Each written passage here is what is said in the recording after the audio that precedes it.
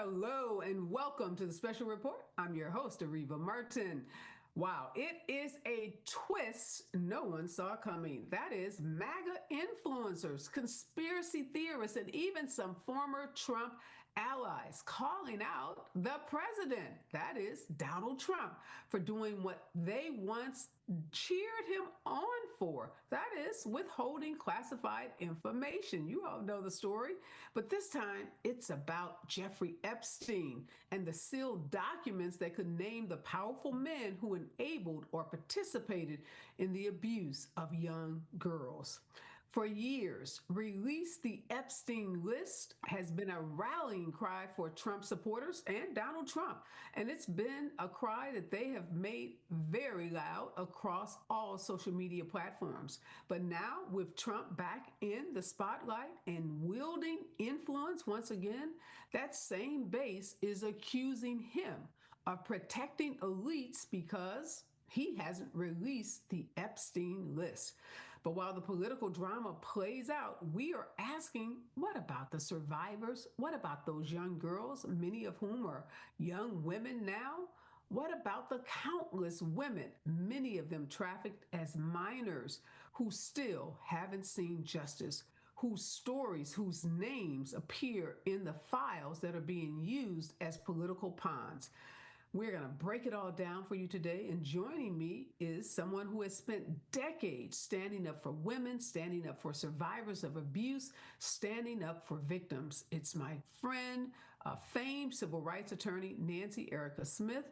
I am so grateful, Nancy, to have you back with me again today, because in this story, in this political drama, in this fight over the files, in the fight over this Epstein list, so much attention paid to who's on the list and what's in the documents, but very, very little attention is being paid to the survivors. So that's why I wanted to have you on, because when we talk about sexual assault, when we talk about sexual abuse, when we talk about sex trafficking of minors, we cannot ever lose sight of those victims whose lives were torn apart because of this heinous conduct of these predators. But before we get to the victims, Nancy, I really want us to just kind of help our viewers, help my viewers understand the significance of the Epstein files. Like, what's hidden there? Why is it, become the biggest news story of the day? Can you just kind of talk a little about what the quote unquote Epstein files are? Well, the Epstein files include grand jury transcripts, which resulted in both his indictment and just his trafficker, his co-conspirator in trafficking, Ghislaine Maxwell. So you have the victim's testimony and witness testimony, the pilots on his private plane, the people who worked on his private island, the people who worked in his townhouse, his 7-story townhouse in Manhattan. You had numerous witnesses, including victims, describing the sex trafficking of Epstein and Maxwell. And so there's a wealth of information about what went on for years and years and years, who was complicit, who enabled it, who knew about it, and who was using the girls who were being trafficked. So the amount of information is going to be stunning. But, the Trump cult has focused on, oh, well, Bill Clinton was on the airplane. So they're hoping, against hope, that it's going to prove their QAnon theory that the Democrats are pedophiles and there's this big sex trafficking ring and pedophilia, and it came out of a pizza joint in D.C. I mean, there's enough craziness out there to go around, but that's what that's the problem, is that when you tap into the people, who are, like Manson's cult followers, who are going to believe anything you say, and you're going to take them down a rabbit hole, they stay in the rabbit hole. So they believe that this is really important, and that people they don't like and they've been told not to like by Trump are going to be revealed that QAnon was right, and there is a Democratic sex trafficking ring, and they are pedophiles. It fits in with their evil evil and we're good, and they run the world and based on evil, and we don't. So that crazy, there's a shred of truth in it, in that a lot of very important, rich, super rich, wheelers and dealers, including politicians, were at Jeffrey Epstein's, and many of them probably engaged in sex with young trafficked women. Wow. You're so right. I mean, this was all about proving that the Democrats, that Obama, that the Clintons are all a part of this hidden sex ring, and that they were trafficking young girls, and that Trump, once in office, was going to expose. And the story was expose the Democrats. That's why, Nancy, right? We are seeing this Republican Oversight Committee that issued a subpoena for the Justice Department demanding the full unredacted Epstein files, and they want them pretty quickly by August 19th.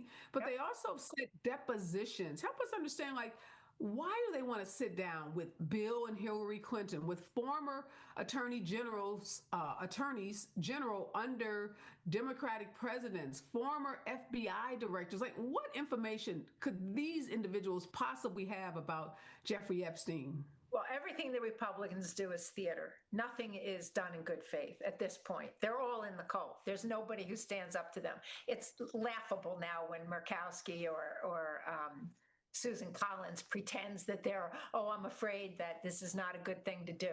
They're all in the cult. They're all in it. And so everything they do is theater. Nothing is real. So the theater is going to be, oh, we're going to bring these Democrats in and we're going to show, reveal something about them being involved with Jeffrey Epstein. It's all camouflage for the fact that Trump, for years and years and years, was very involved with Jeffrey Epstein. Now, his cult can't deny it. I mean, they can, because they're crazy and they live in an alternate universe with alternate facts. But the fact of the matter is there's innumerable photographs, victim statements. There's going to be testimony. But if you don't know by now that Trump was heavily involved with Epstein, you're just simply in a cult or you're not paying attention. There's tons of evidence. No, absolutely. And now there's reports that his name, the fact that his name is in these files, was revealed to him by his attorney general. Yep. So I question, what are we going to get from the subpoena from the Oversight Committee? They've issued it to the Justice Department. That's Trump's Justice Department. What would prevent them from just redacting his name, any references to him, any photos from any files that they might turn over to this Oversight Committee? Right. I have absolutely no confidence in the Department of Justice anymore. Pam Bondi was involved in giving Epstein the first walk, that when he should have been in prison the first time, he got a sweetheart deal. So Pam Bondi, and that's why she's the Attorney General of the United States, because he gives out favors to people who are not afraid to go along with fascism for their own power. So Pam Bondi, I don't have any doubt, and there have been some leaks, that there are people in the Department of Justice redacting and editing the existing file. I absolutely believe it. There is nothing that they would not do. They're corrupt to the core. They're absolutely corrupt.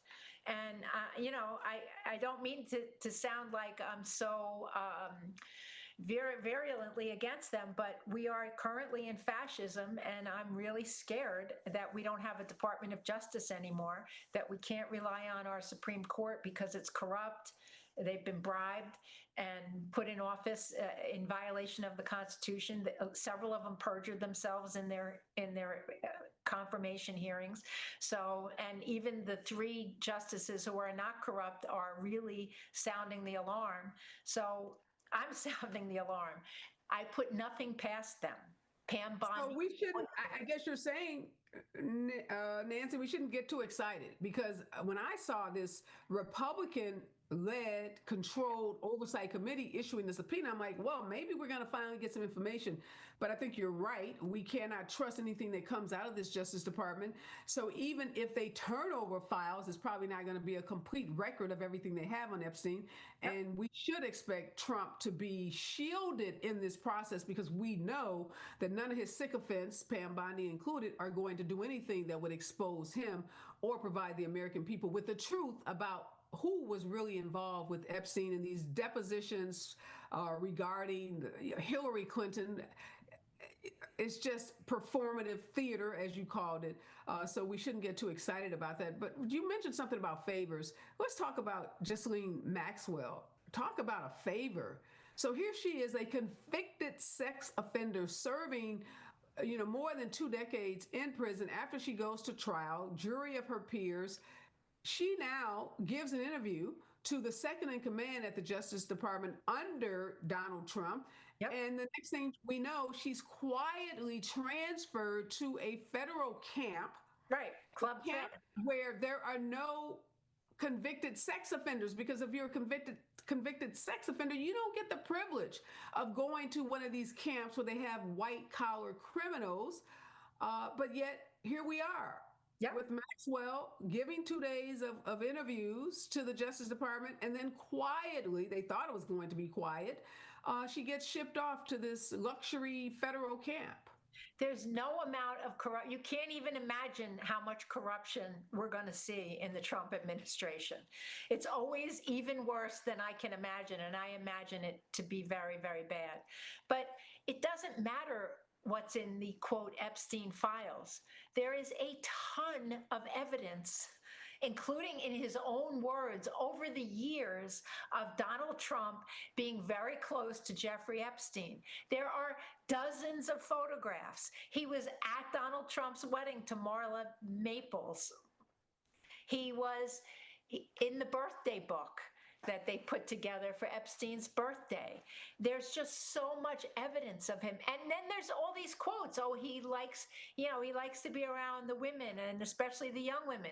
Most recently, he admitted they were friends until Epstein stole Virginia Giuffre from being a masseuse at his spa at Mar-a-Lago. Now, what does that even mean?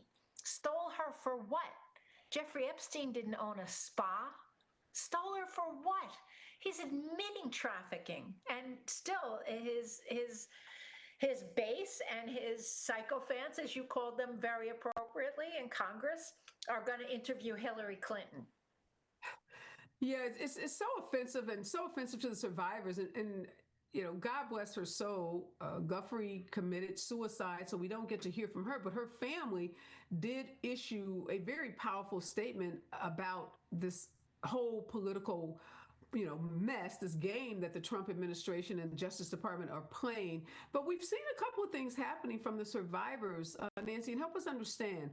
There's some group of these victims of sex trafficking who want the grand jury files and the Department of Justice files to be released and revealed. They said that would provide a degree of transparency and closure and give them some sense of justice. But there's another group of survivors of sex trafficking from Maxwell and Epstein that say no, that they don't want their names, they don't want their stories, they don't want information that came out in the grand jury testimony to be revealed to the public because it would just further traumatize them. Help us understand these two competing positions that are being taken by the survivors.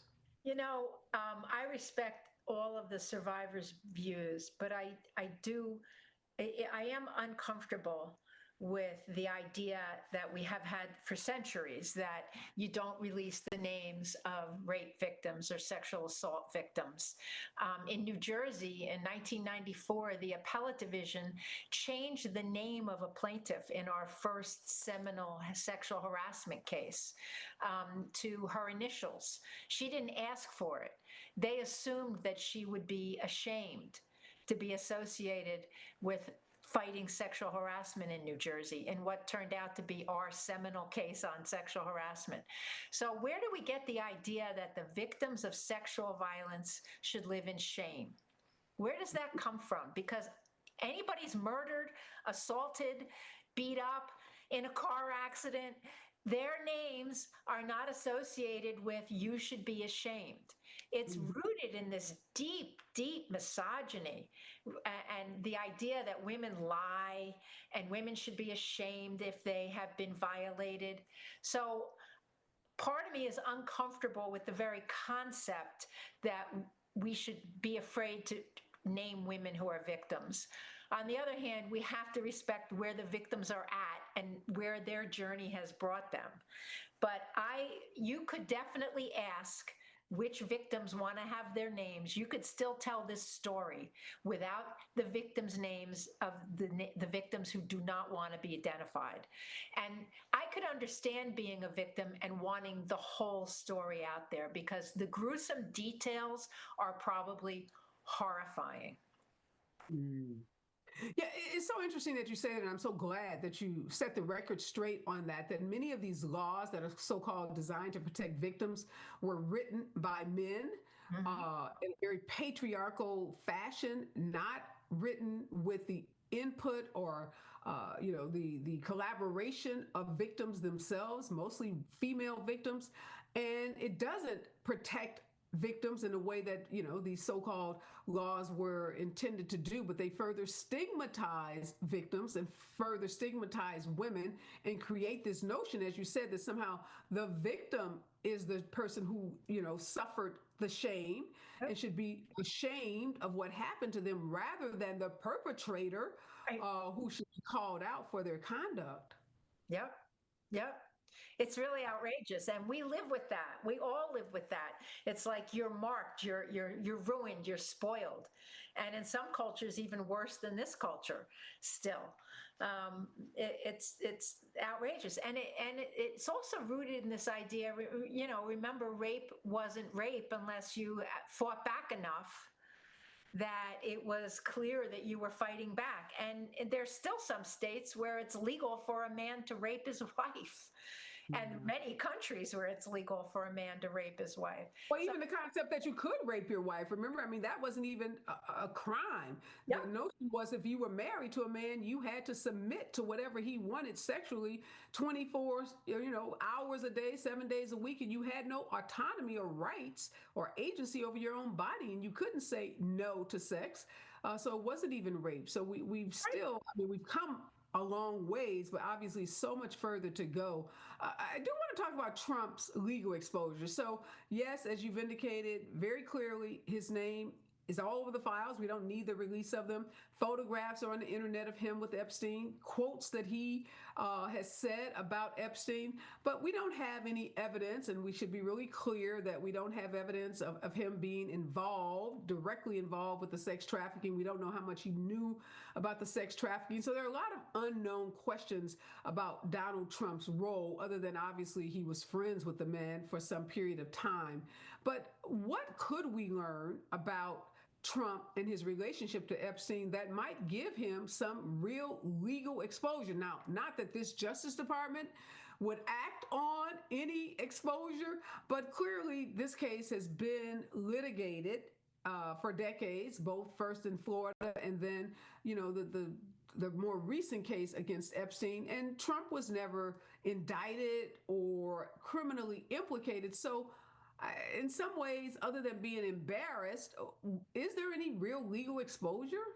Well, I'm not sure there's legal exposure. I do think there's lots of evidence of Donald Trump seemingly being a pedophile. I mean, he owned a teen beauty contest and bragged about going into their dressing room while they were getting dressed. He bragged on tape of grabbing women by the pussy, and they let you do it if you're a celebrity. I mean, he is a convicted rapist, and he did brag about Epstein liking really young women. But in New Jersey, we actually have a victim named Katie Johnson who does claim that she was raped by Donald Trump when she was underage. I happen to know the lawyer who was about to sue Donald Trump for that some years ago when he was running the first time.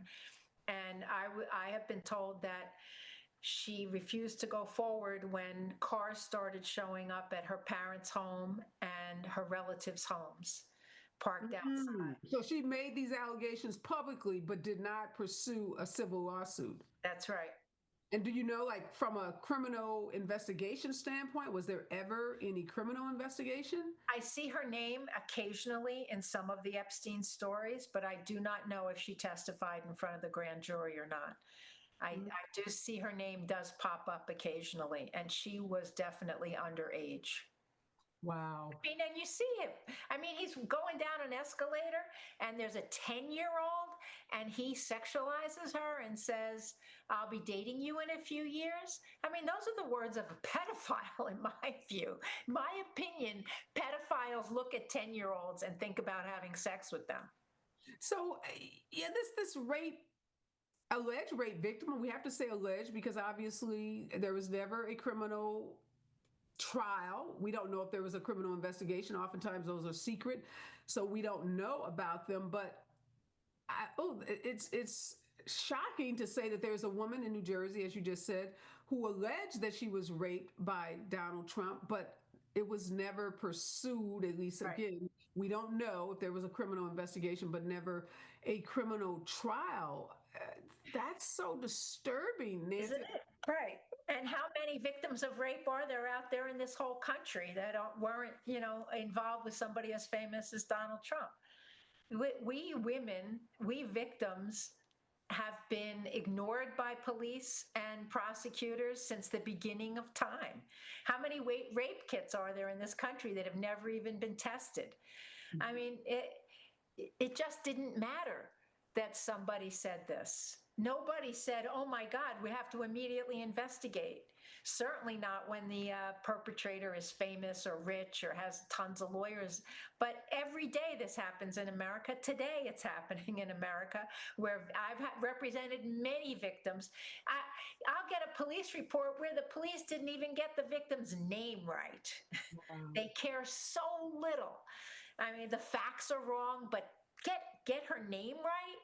Our law enforcement agencies have not prioritized in general. There are certainly exceptions. And as more and more women enter law enforcement, I'm hoping that this changes more and more. But victims of sexual violence have been ignored and marginalized and mistreated by law enforcement forever. So it's not surprising. This woman, again, I'm just so troubled by this woman that came forward at some point and made these allegations against Donald Trump. Was it ever a big news story in New Jersey? It was a news story. I think it made it to the New York Times. I remember around the year that this was, talked about or in the media?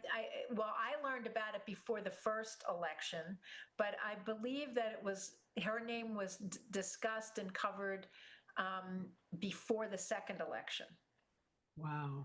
Yeah. And as far as you know, I'm thinking the whole state of New Jersey has been a pretty liberal state. Yep. No liberal attorney general or state's attorney in the state, to your knowledge, did anything about this? Not to my knowledge. Not to my knowledge. I'm not sure she went to the authorities. I think that she was about to pursue a civil action when she got scared. Wow. Yeah.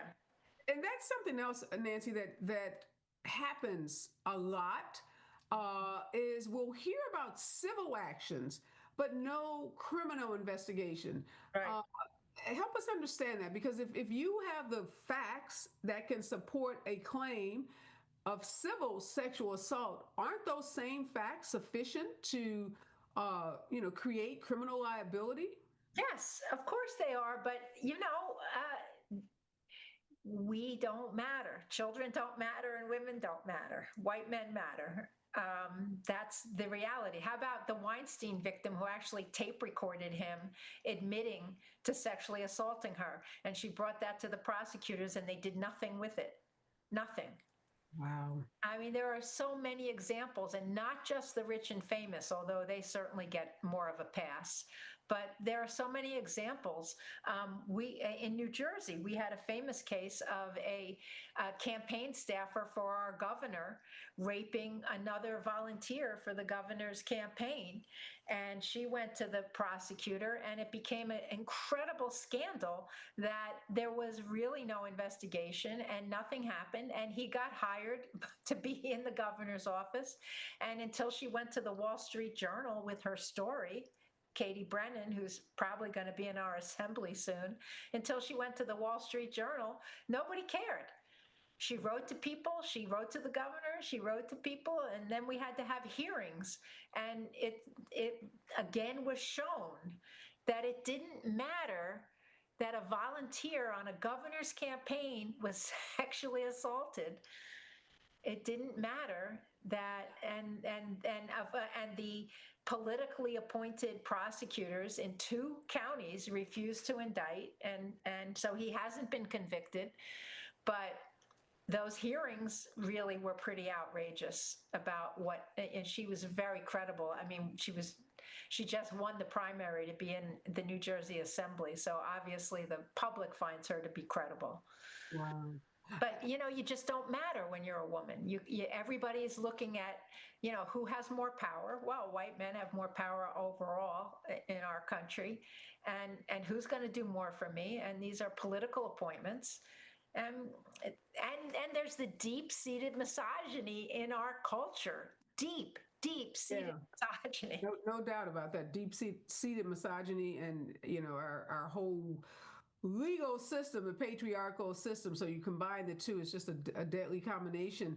Let me ask you this though: what does justice then look like? You're saying we don't matter, which I don't think is not an exaggeration when you look at how women are treated, sexual assault victims are treated by our criminal justice system. I think that's a fair statement. So how do these women find justice? Oftentimes they can't get politically appointed folks to listen to them. They can't even get elected district attorneys to file charges or to criminally investigate. Many can't find lawyers who are willing to take on powerful, wealthy men because of fear, what it may do to their own careers.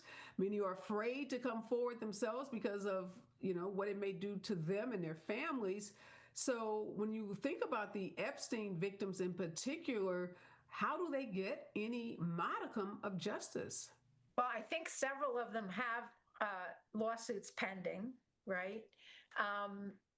And I do think that we're in Trump land right now, so everything looks very dark to me, and like we're really going backwards.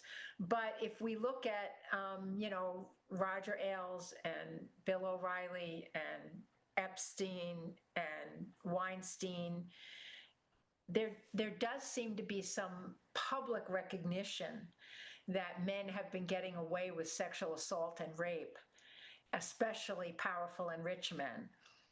Cosby. There does seem to be some public attention. And maybe it's because women are more active in society, as more and more women we're in the world now. We're not at home baking pies. We're doing things in the world. We're doctors, we're lawyers, we're assembly people, we're senators. So I do think that we were, until Trump was elected, moving towards more accountability, more so in the civil side than in the criminal side still. And I think that the misogyny also comes into juries. We just saw that in the Sean Combs trial. There's this idea that women would lie about being raped.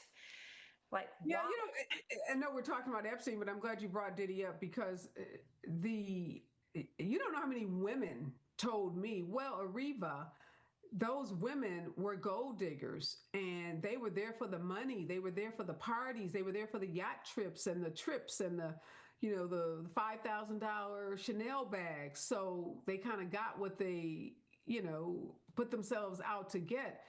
And even with women, that deep-seated misogyny, it's not just a male thing. I think it's important. There were women on that Diddy jury, and these were women saying to me that they did not like Cassie Ventura or the witness who went under the name Jane. Yep. They didn't like their testimony because they thought these women were making conscious choices to trade sex for money.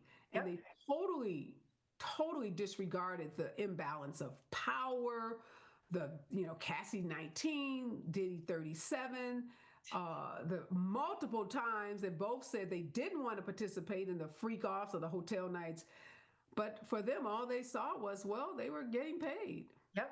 It, the misogyny affects all of us. We all have to struggle against it because our culture is misogynist. When I pick a jury in a sexual harassment case, I'm very careful in picking women for my jury because I hear things like, oh, you can't even say hi to a girl anymore, and you get in trouble. And I think there's a psychology behind it. There was years ago, it really affected me. There was a New York Times piece written by a woman in the first person. She had been on vacation in France. She was taking a jog early one morning in a beautiful country setting. She was attacked from behind and raped. They caught the rapist and she came back for the trial. And after the trial, the judge said to her, maybe next time you'll be more careful. Wow. And she described many of her relatives and friends saying things like, what were you doing running by yourself? Yes. And why did you go to that hotel room? Yes. Why did you get in the car with him? In this case, why did you go on a jog in a secluded area? Yeah, those attitudes, you're right. It's not just men. The culture, the misogyny in this culture is so pervasive that it does impact women and men. Before I let you go, Nancy, I do want to ask you about the Epstein Files and Joe Biden. So everything about Epstein has been known. Well, I shouldn't say everything, but a tremendous amount of information, including the victim's testimony, has been known. Didn't just become available to us under Donald Trump, was available during the last administration. Do you have any thoughts about why we didn't learn more about Epstein during the Biden administration when we had a Department of Justice that was autonomous and would not have been redacting names or, creating false narratives just to fit the benefit of a president? That is such a great and deep question, Areva, because it goes to the heart of how we got here. The Democrats are playing a different game than the Republicans. The Democrats think they're being statesmanlike by not being partisan. The Democrats pretend that we live in a world we don't live in, where there are rules that we all abide by, and there's a certain decorum, and we don't go after our adversaries, and we don't go after things in a partisan way. And that game has, hurt Democrats significantly. You can see the recent polls where people like me are so fed up with the Democrats, and I am not a Republican and would never vote for a Republican, but they're not playing on the same plane. They're not on the same playing field. So they don't think about how powerful it is to have Fox News every day putting down Democrats and not answering it. They feel like they can just always take the high road. In fact, Michelle Obama, who I love, is like, they go low, we go high. We have to go low. It's way past time. It's way past time, and it's hurt us. So yeah, they should have been released. Let's go back. We should have had hearings in 2008 on how we had a recession. We should have had hearings on why we invaded Iraq based on lies. Yeah. You're right. Biden he was the ultimate old school politician, having been at it for decades and being in the Senate at a time when we did have bipartisan action, and we did have Republicans that stood for policies and weren't just feeding into the MAGA frenzy that we see today. And it has hurt us because now we have an administration where all the rules are off the table. Everything's fair game. Donald Trump saying he had no idea that Maxwell was transferred. Really? I mean, where you just stand in front of a camera and you say whatever, no matter if it has truth to it or not, if it's an alternative fact. Kellyanne Conway, I think, was the master teaching us about alternative facts. And if you say something enough times, it becomes true, at least to millions of people, as you said on Fox News, that watch Fox and other conservative outlets. So here we are with this mess. We're never going to get to the real bottom of what's in those files because the people that control the files can't be trusted to provide us with accurate and honest information.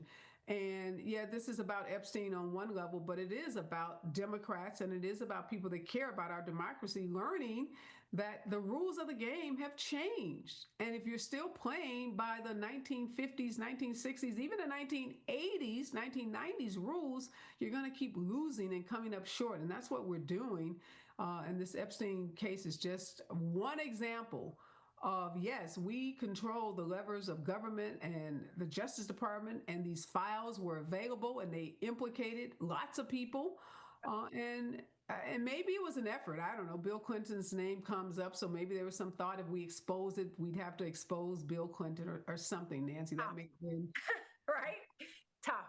I mean, yeah, we might have. I mean, we might have sacrificed, right? Right. Transparency in this scandal. Yes. Because of fear of exposing one man, yes. Bill Clinton. So now that, you know, and we do know that the Clintons are powerful and they are powerful players in the Democratic Party and will always be as long as they are alive, and that there would have been Democrats who would have been against exposing those files, even if they exposed Donald Trump in some way or fashion. We don't know shame on them. Yeah, shame on them. Shame on them, because anybody involved in sex trafficking minors deserves to be exposed. That's the reality, whether it's Bill Clinton or Donald Trump or anyone else. So maybe we will learn about why the Biden administrators and, you know, DOJ officials didn't reveal those files. And God, let's hope that it wasn't all about trying to protect anyone, whether they're Democrat or not. But you know, that is the world we live in. But thank you so much for reminding us about how much work we still have to do to ensure that women's voices are heard and to ensure that predators, no matter who they are, how powerful or how rich, that they are exposed. And this Epstein saga, I think, gives us an opportunity to just keep beating that drum about the importance of victims' voices and the importance of pursuing the facts wherever they lead us, because the girls who were trafficked, the girls who were abused, the girls who were silenced, they deserve that. They deserve it from all of us. And we all have an opportunity to just keep putting pressure on the powers that be and to stop protecting. And, you know, Joe Rogan, no friend of yours or mine, I would presume. I know. He said he's not letting this go, and he is continuing to pressure Donald Trump, pressure his administration to release the files. And hopefully, if voices like that speak to millions of MAGA voters each and every day continue to beat that drum, maybe, just maybe, we will get some of those files released and we'll start to see some transparency from this administration. Thank you for everything you do, Areva, for all of us, for women. Yes. For the truth. Let's keep demanding it, not for us, but for those survivors. Again, I'm Areva Martin, and thank you for watching the Special Report. If you want more information about the Special Report, follow me across all social platforms at Areva Martin. Subscribe to my YouTube page and share the Special Report. Calling all BIPOC college students, recent college graduates, and clinicians. Here's my story about CORE, a unique workforce development program that is changing lives. My brother is the most caring person you'll ever meet. With his autism diagnosis, my family had to fight to make sure that the resources he deserved were available. That's why my goal has always been to help children with developmental disabilities and give them chances my brother may have missed. So when I heard about the CORE Fellowship, I knew immediately it was for me. The fellowship opens doors for myself and others like me. They offer training, a stipend while you're learning, job placement, and they'll pay up to $10,000 of my student loan debt. The CORE Fellowship is going to allow me to achieve my life's purpose. They care about me, so I can care about others, like my brother. Visit the website to learn more about the CORE Fellowship. Discover your core passion, your power, and your purpose. Apply today.